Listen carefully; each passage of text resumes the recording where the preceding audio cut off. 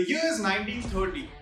Charles Lindbergh is an American hero, one of the most famous pilots in the world. Then a shocking event happens. Charles' baby boy is kidnapped and then tragically murdered. A crime so evil that the media dubs it the crime of the century. Despite intense political pressure for over 2 years, this case remained unsolved. So how did this case get solved? And what are the layers that you need to know? Find out in this amazing video. This is the story of the Lindbergh Baby Kidnapping, a chilling tale of crime, investigation, and the relentless pursuit of justice. Imagine this, the year is 1932. Charles Lindbergh, the famous aviator, and his wife Anne Lindbergh are living a peaceful life in their beautiful estate in Hopewell, New Jersey. But one fateful night, their world is turned upside down. Their 20-month-old son, Charles Augustus Lindbergh Jr., is kidnapped and a ransom note is left behind. The investigation hits a dead end until 2 years later when a $10 gold certificate from the ransom note surfaces. The trail leads to a Bruno Richard Hauptmann, a German-born carpenter. Handwriting experts are brought in and their analysis becomes the crux of the case. But was Hauptmann truly guilty? Or was he a victim of circumstances and public opinion? Was justice served or an innocent man was wrongfully convicted? As we delve deeper into this captivating tale, we'll explore the power of handwriting analysis and its role in solving one of the most notorious crimes in American history. So are you ready to uncover the truth? Are you ready to step into the shoes of a detective and piece together the clues? If so, sit back, relax, and let's unravel this intriguing mystery together. Stay tuned because this is the story that you wouldn't want to miss. In the quiet town of Hopewell, New Jersey, nestled amidst the rural skirts, stood a beautiful 390-acre estate. This was the home of Charles Lindbergh, the famous aviator, and his wife, Anne Lindbergh. They moved here seeking a peaceful life away from the media spotlight that followed them. Since Charles' historic non-stop flight across the Atlantic, but fate had other plans. On the night of March 1, 1932, a chilling wind blew a darkness enveloped the Lindbergh home. The house was silent, save the soft lullabies sung by Betty Cow, the nurse, to the Lindbergh 20-month-old son, Charles Augustus Lindbergh Jr. Little did she know this would be the last lullaby she would ever sing to him. Around 9 p.m., Betty Cow found the baby was not in his crib. Panic surged through her as she alerted Charles Lindbergh. A ransom note demanding $50,000 was found on the nursery windowsill. The note was written in poor handwriting and grammar, adding to a touch to an already horrifying situation. The Lindberghs were devastated. Their boy, their pride and joy, had been taken from them. The news of the kidnapping spread like wildfire, capturing the attention of the entire nation. The Lindbergh Baby Kidnapping had become one of the most infamous crimes of the decade. Despite the tragedy, the Lindbergh refused to give up. They began negotiations with the kidnappers, even increasing the ransom amount to $70,000. Every day was a battle against time, every moment filled with unbearable suspense. Then, on May 12, the unthinkable happened. The child's corpse was found by a truck driver by the side of the nearby road. The nation mourned as the Lindberghs faced their worst nightmare. The investigation led to the arrest of German immigrant carpenter named Bruno Richard Hauptmann. Despite his continuous claim of innocence, he was found guilty of first-degree murder and sentenced to death. Hauptmann was executed on the electric chair at the New Jersey State Prison in April 3, 1936. The Lindbergh baby case remains one of the most notorious crimes in American history. But the question remains, was Hauptmann truly guilty, or was he innocent, caught in a web of lies and deceit? The mystery continues to haunt us even after all these years. The shocking discovery of the Lindbergh baby turned its investigation on its head. The police were no longer looking for a kidnapper but a cold-blooded murderer. The nation watched with bated breath as the investigation unfolded. The police turned to the handwriting experts Wilmer T. Sounder and Albert S. Osborne, hoping to glean some insight from the ransom notes, whether dealing with a lone wolf or a gang of criminals. Could the handwriting reveal anything about the criminal?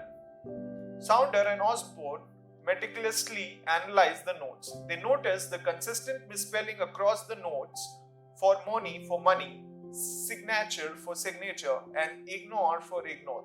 Words like light and right were written with G and H reversed. I and J's and T's were dotted or crossed. Both experts concluded all the ransom notes were written by the same person. Osborne speculated the writer could be German, as the notes included German words such as Gott, Os. He devised a unique method to catch the culprit.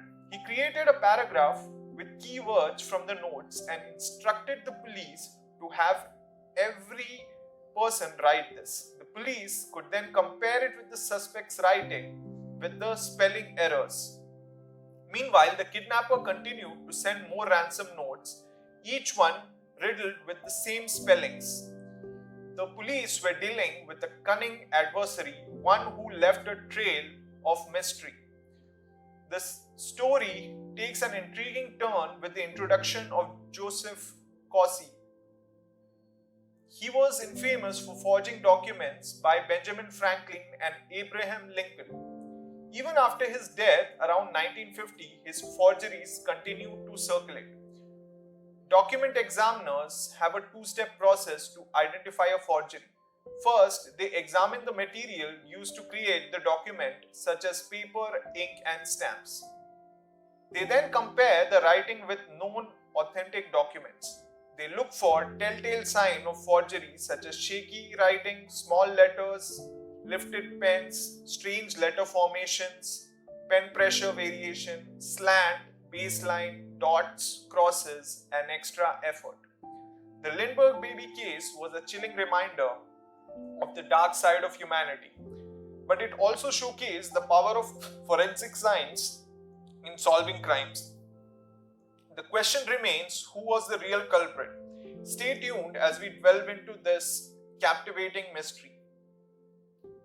The investigation of Lindbergh baby kidnapping hit a dead end. For 2 long years, the ransom money remained unspent, leaving the police with no leads. But in September 1934, a glimmer of hope appeared. A gas station manager received a $10 gold certificate from a customer of German origin. The government had stopped issuing these bills a year ago, raising the manager's suspicion. He jotted down the customer's license plate number. A bank clerk cross-referenced the serial number with a pamphlet from the Bureau of Investigation known as the FBI now. The pamphlet listed all the serial numbers of the Lindbergh ransom money. To their astonishment, the bill was part of the ransom. The license plate number held by the official to Bruno Richard Hartmann, a German-born immigrant. Witnesses identified him as the mystery John from the graveyard. The police arrested Hartmann and searched his home. They discovered a $14,000 ransom money hidden in his garage. A beam was missing from his attic, and remaining beams matched the wood of the homemade ladder found outside the Lindbergh home. Hartmann maintained his innocence, claiming a friend, Isidor Fish, had given him the money. He insisted he knew nothing about the kidnapping, but the police weren't convinced. They wanted to see Hartmann's handwriting. The plot thickened and the suspense was palpable. What would the handwriting test say? Stay tuned to find out. The police subjected Bruno Hartmann to hours of questioning with the handwriting tests. He was made to write the sample passage created by Albert Osborne and rewrite some of the ransom notes. The police conducted the test thrice. Investigators also collected samples from Hartman's handwriting from his home. The expert compared the samples with the ransom notes. They noticed that Hartman wrote the words to and in unusual ways. Hartman's Y looked like V's with a stick adding to the bottom mirroring Y's in the ransom notes. Most experts concluded that Hartman had written these notes. In court, Osborne and Sounder testified. The defense lawyer produced one of the handwriting expert, John Trendley, who expressed doubt that Hartman had really written the first note. The jury was left to decide. The trial of Bruno Richard Hartman began on January 2nd, 1934 in Flemington, New Jersey.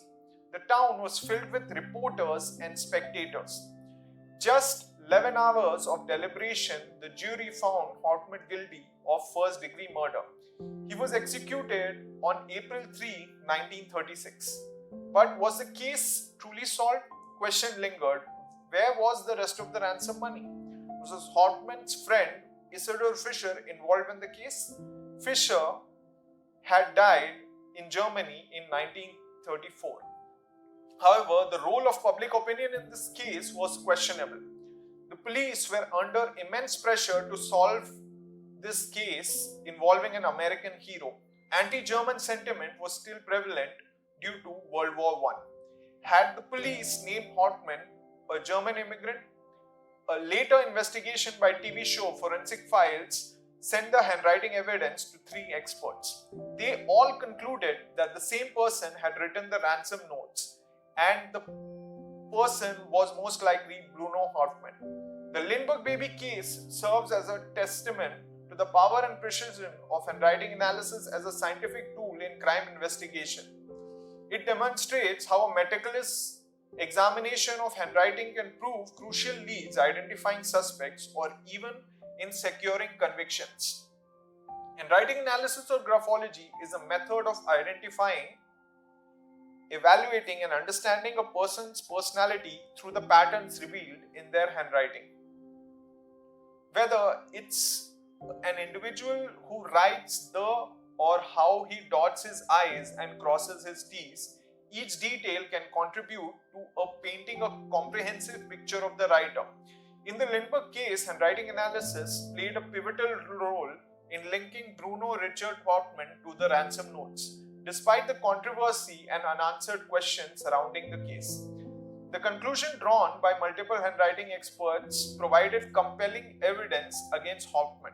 However, like any scientific tool, handwriting analysis is not fallible. It should be used in conjunction with other investigation methods to ensure a comprehensive and fair investigation. The Lindbergh case underscores the importance of this approach, reminding us that while science can guide us to the truth, it is responsible to interpret its finding with care and integrity. As we dwell deeper into the fascinating world of forensic science, let's remember the lessons learned from the Lindbergh case. Let's continue to question and seek the truth, and most importantly, let's appreciate the tireless effort of those dedicated their life to justice. So, are you intrigued by the science of handwriting analysis? Are you looking to learn its application and impact? I encourage you to dwell deeper and ask questions and explore this fascinating science. And also to give a like, share and subscribe to our channel so that we keep bringing you some more interesting stories going forward. Thank you and thank you for watching.